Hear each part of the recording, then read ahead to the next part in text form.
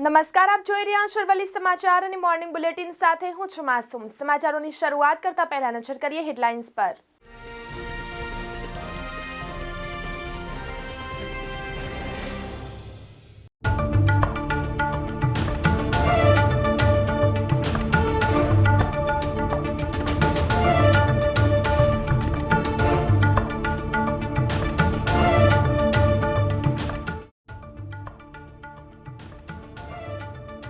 PM મોદીનો 3 દિવસનો ગુજરાત પ્રવાસ લોકસભાની 26 બેઠક કબજે કરી હેટ્રિક કરવા ચારે દિશામાં જશે।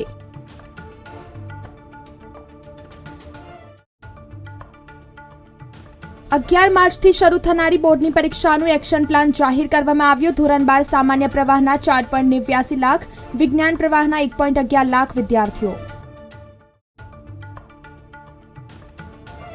અમદાવાદમાં ખાનગી ટ્રાવેલ્સના પ્રવેશ ઉપર પ્રતિબંધ, હાઈકોર્ટ કમિશનરના જાહેરનામામાં હસ્તક્ષેપ કરવા માંગતી નથી। અમદાવાદના રસ્તા ઉપર ટ્રાફિક જામ થાય છે।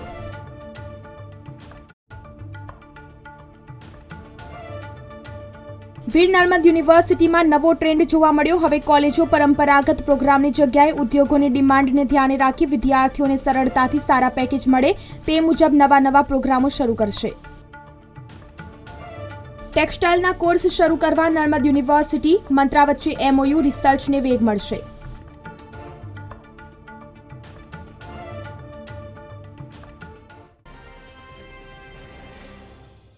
સમાચારોમાં વાત કરીએ તો ઉત્તર ઝોનના વાઇસ ચાન્સેલર્સ મીટ સાથે ભારત નેપાળ ઉચ્ચ શિક્ષણ સમિટનું પણ આયોજન કરવામાં આવ્યું હતું, જેમાં એમએસ યુનિવર્સિટી અને કાઠમંડુ યુનિવર્સિટીના સ્કૂલ ઓફ સાયન્સ વચ્ચે બાયોટેકનોલોજી પર કરાર કરાયા હતા। સમિટમાં હાજર રહેલા પ્રતિનિધિઓ અને વિદ્યાર્થીઓને એમએસ યુનિવર્સિટીની માહિતી અપાઈ હતી। બીજી તરફ વાત કરીએ તો ચરોતર પ્રદેશમાં ફળદ્રુપ જમીન હોવાથી ખેડૂતોએ ઉનાળુ પાકનું વાવેતરની તૈયારીઓ શરૂ કરી દીધી છે।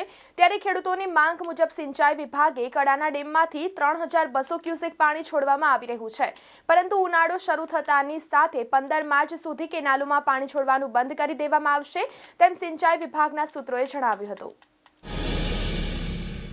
રાજ્યમાં ડુંગળી ઉત્પાદનમાં નંબર 1 ભાવનગર જિલ્લો અને તેમાં પણ ખાસ કરીને મહુવા, તળાજામાં આ વર્ષે ડુંગળીનું સારું એવું વાવેતર થયું હતું અને તેના ઉત્પાદનો દિવાળી પહેલાથી જ બજારમાં આવવા લાગ્યા હતા, પરંતુ બાદમાં નિકાસબંધીનું ગ્રહણ નડતા યાર્ડમાં શુષ્ક વાતાવરણ બાદ ફરી ખેડૂતો ઉત્સાહમાં આવી ગયા છે। જોઈએ આ અહેવાલમાં।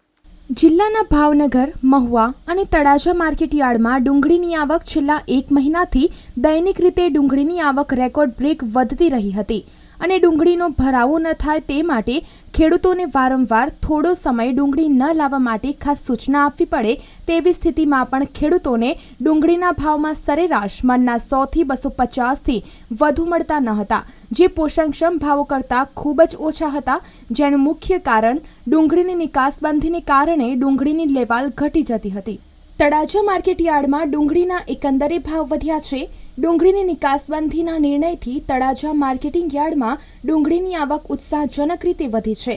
નિકાસબંધીના બીજા દિવસે તળાજા યાર્ડમાં ડુંગળીના ભાવોમાં ઉછાળો આવીને મણના 280 થી 470 જેટલો થયો હતો, જે અગાઉ 100 થી 250ની જ એવરેજ હતી।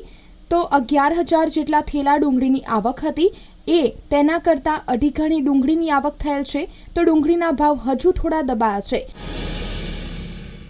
સમાચારોમાં આગળ વાત કરીએ તો ગુજરાત માધ્યમિક અને ઉચ્ચતર માધ્યમિક શિક્ષણ બોર્ડ દ્વારા ધોરણ 10 અને ધોરણ 12ની પરીક્ષાનો આગામી તારીખ 11 માર્ચથી પ્રારંભ થઈ રહ્યો છે। ત્યારે ભાવનગર જિલ્લામાં આ પરીક્ષા આયોજનને આખરી ઓપ આપી દેવામાં આવ્યો છે, જે મુજબ ભાવનગર શહેર અને જિલ્લામાં ધોરણ 10 અને 10માં 35,536 અને ધોરણ 12 સામાન્ય પ્રવાહમાં 19,470 તથા ધોરણ 12 વિજ્ઞાન પ્રવાહમાં 5,490 મળી કુલ 60,496 પરીક્ષાર્થીઓ નોંધાયા છે।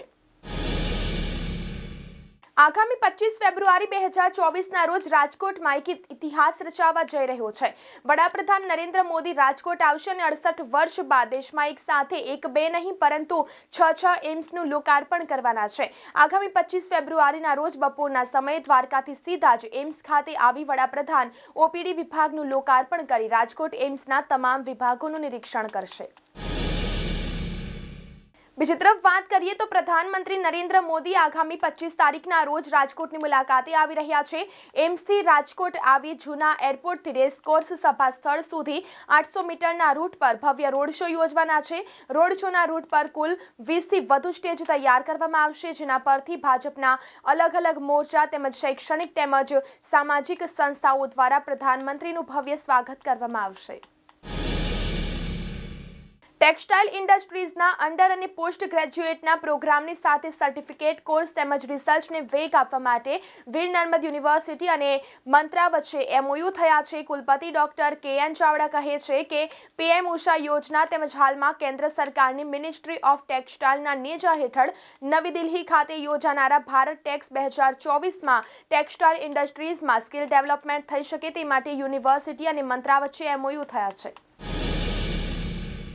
બીજી તરફ વાત કરીએ તો વીર નર્મદ યુનિવર્સિટીમાં નવો ટ્રેન્ડ જોવા મળ્યો છે. હવે કોલેજો પરંપરાગત પ્રોગ્રામની જગ્યાએ ઉદ્યોગોની ડિમાન્ડને ધ્યાને રાખી વિદ્યાર્થીઓને સરળતાથી સારા પેકેજ મળે તે મુજબ નવા પ્રોગ્રામો શરૂ કરશે.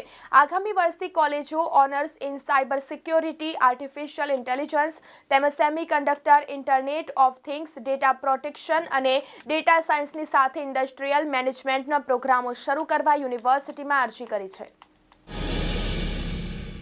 સુરક્ષિત રોકાણ કરવા માંગતા રોકાણકારો પોસ્ટ વિભાગની ડિજિટલ ગોલ્ડ એટલે કે સોવરેન ગોલ્ડ સ્કીમમાં રોકાણ કરે છે. 2022ના ડિસેમ્બરથી 2023ના ડિસેમ્બર સુધીમાં પોસ્ટ વિભાગે કુલ 6 વખત 5 દિવસની ડિજિટલ ગોલ્ડ સ્કીમ જાહેર કરી હતી, જેમાં 6 વખતની સ્કીમમાં રાજ્યમાંથી કુલ 155 કિલો ડિજિટલ ગોલ્ડનું વેચાણ થયું હતું, જેમાં દરેક સ્કીમમાં સુરતમાંથી પ્રથમ ક્રમે સોનાનું વેચાણ જોવા મળ્યું છે.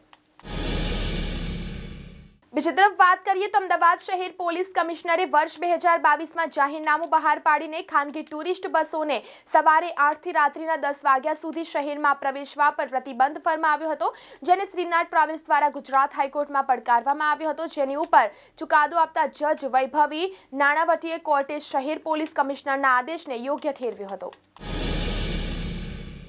ગુજરાત માધ્યમિક ઉચ્ચતર માધ્યમિક શિક્ષણ બોર્ડની પરીક્ષા 11 માર્ચથી શરૂ થશે. તે માટેનો એક્શન પ્લાન જાહેર કરવામાં આવ્યો છે.